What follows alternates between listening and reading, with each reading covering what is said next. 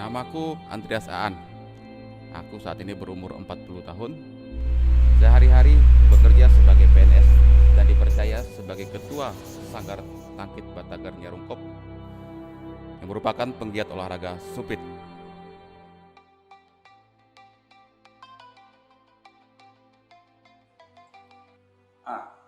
Halo, Ma? Oh, belum nih. Masih di rumah Dedi. Ya, nunggu Dedi mandi.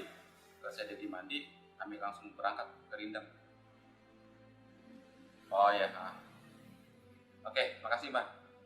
Yuk, selamat siang, Ma.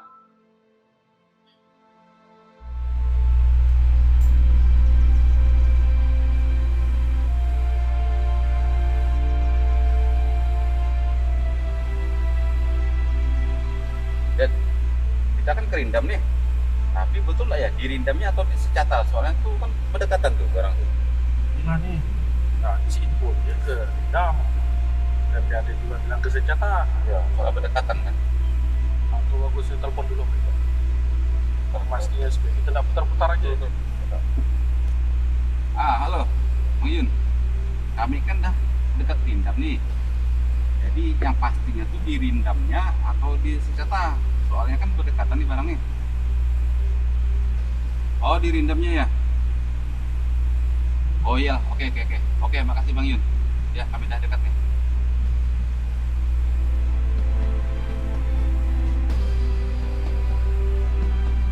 Walaupun sudah bertanya kepada kawan melalui telepon, kami akhirnya nyasar juga. Akhirnya saya bertanya kepada penjaga di depan pintu masuk Rindam, ke arah mana sebenarnya pusat latihan sumpit TNI, di mana kami akan memberikan materi sumpit dari komunitas Sanggar Tangkit Batagar dan penggiat olahraga sumpit Kalimantan Barat. Akhirnya saya menelpon teman. Ternyata teman sudah menunggu di dekat parkiran menuju ke perbukitan yang menjadi pusat latihan TNI.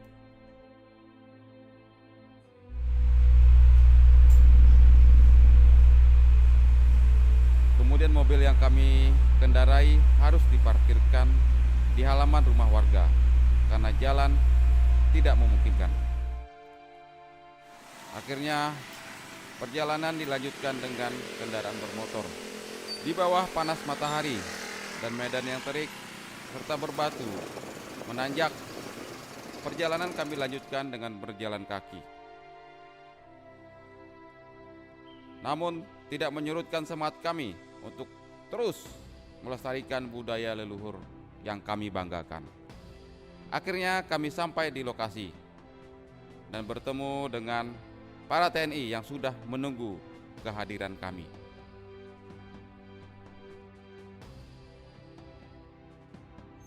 Bapak-bapak, kawan-kawan yang kami hormati, jadi yang saya pegang ini adalah sumpit.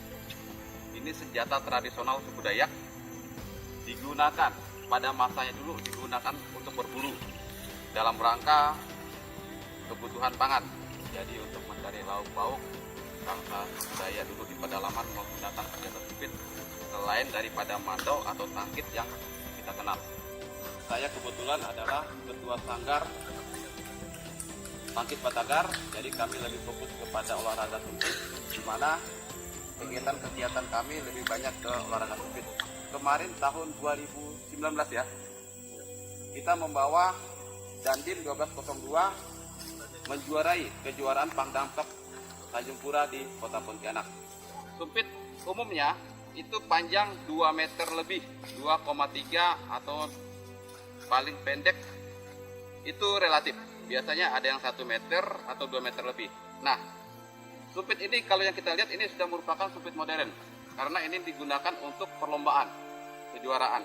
Dimana kalau kita lihat di laras dalam sumpit ini sudah ada yang namanya besi atau aluminium, karena supaya menambah laju damak ke sasaran dan akurasinya lebih baik.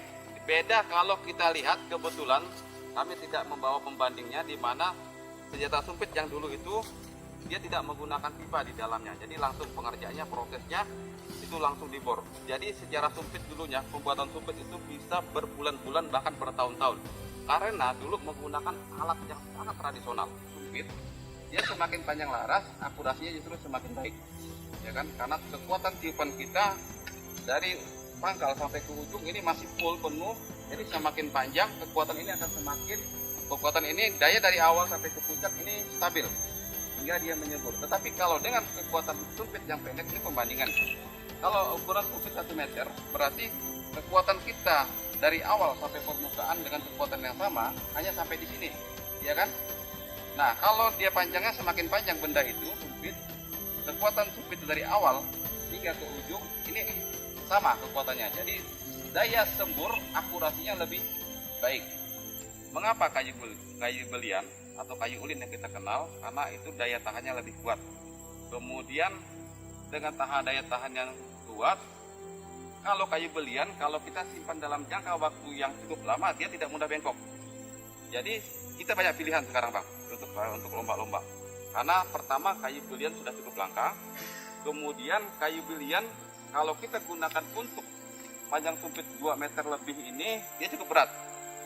Sangat berat. Kita pernah coba kemarin pegang sumpit. Jadi kalau kita gunakan untuk lomba terlalu banyak memakan tenaga.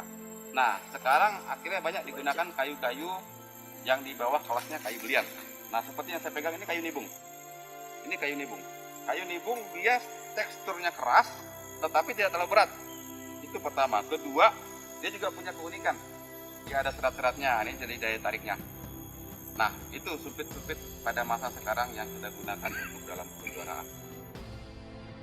Kami juga berharap mohon doanya dari rekan-rekan, dari kawan-kawan, dari bapak-bapak, maupun kawan-kawan, semoga sumpit ini nanti bisa masuk ke Olimpiade.